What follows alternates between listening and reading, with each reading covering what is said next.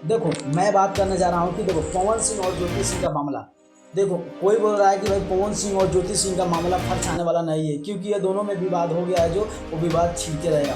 मगर मैं ये बात बोलना चाहता हूँ कि आप सोच के बताओ कि गलती किस में है, पवन सिंह या ज्योति सिंह में। तो आप समझ में, आप सोच में पड़ जाओगे, आप सोचने लगोगे कि भाई इसमें गलती किधर है।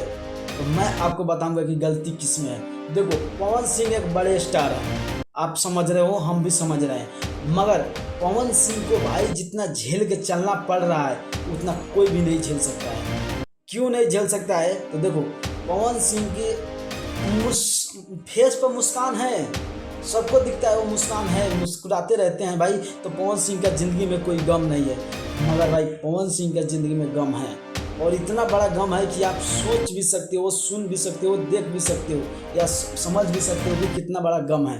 क्यों? देखो पवन सिंह को भी एक बारिश का जरूरी है, यानी कि कौन नहीं चाहता है कि भाई मेरे को एक बेटा या बेटी हो। कोई है, ऐसा नहीं है कि जो नहीं चाहता होगा। भाई पवन सिंह का भी लालसा है कि उसको भी घर में एक अच्छा तिलकारी गुजे, यानी कि अच्छा मिले।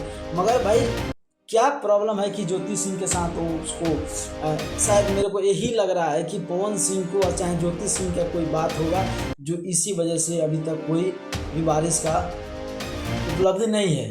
तो भाई मैं यही बोलना चाहूँगा कि भाई पवन सिंह भी चाहते होंगे, मगर भाई ज्योति सिंह का गलती मेरे को ज़्यादा लगता है, ज्योति सिंह का गलती।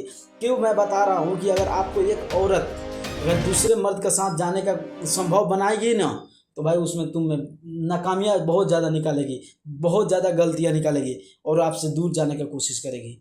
तो आप लोग क्या सोचते हैं कि ये बात मैं बोला जो 100% सही है या गलत है? लाइक करना, अगर पवन सिंह का फैन हो तो कमेंट करना, और सब्सक्राइब करके जाना। ओके बाय, मिलता हूँ नेक्स्ट वीडियो पे। जय हिंद, जय नेपाल, जय भोजपुरिया समाज।